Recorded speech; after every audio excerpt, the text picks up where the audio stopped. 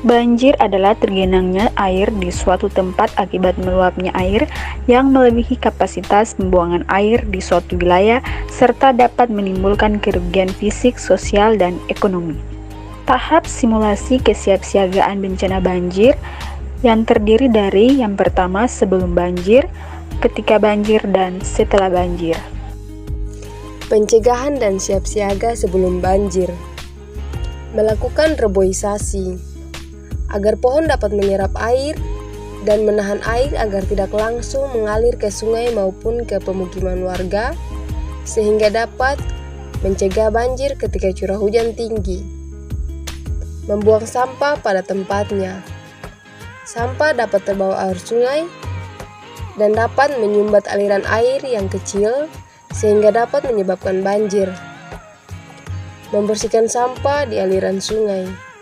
Membersihkan sampah dapat mencegah sampah terbawa air sungai, sehingga mencegah sampah menyumbat aliran air sungai yang dapat menyebabkan banjir. Membuat saluran air yang baik.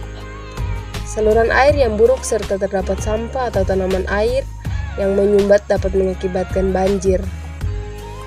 Tidak melakukan pembangunan di daerah resapan air. Pemukiman serta sampah yang dibuang oleh penduduk dapat menghambat aliran air sungai. Yang harus dilakukan ketika banjir. Yang pertama, segera amankan barang-barang berharga ke tempat yang lebih tinggi. Yang kedua, hindari berjalan di dekat saluran air untuk menghindari terseret arus banjir. Yang ketiga, matikan aliran listrik di dalam rumah atau hubungi PLN untuk mematikan aliran listrik di wilayah yang terkena banjir. Yang keempat, mengungsi ke daerah aman atau posko banjir sendiri mungkin saat genangan air masih memungkinkan untuk dilewati. Yang kelima, jika air terus meninggi, hubungi instansi terkait dengan penanggulangan bencana seperti kantor kepala desa, lurah, ataupun camat. Yang keenam, melakukan evakuasi menggunakan tali. Yang harus dilakukan setelah banjir.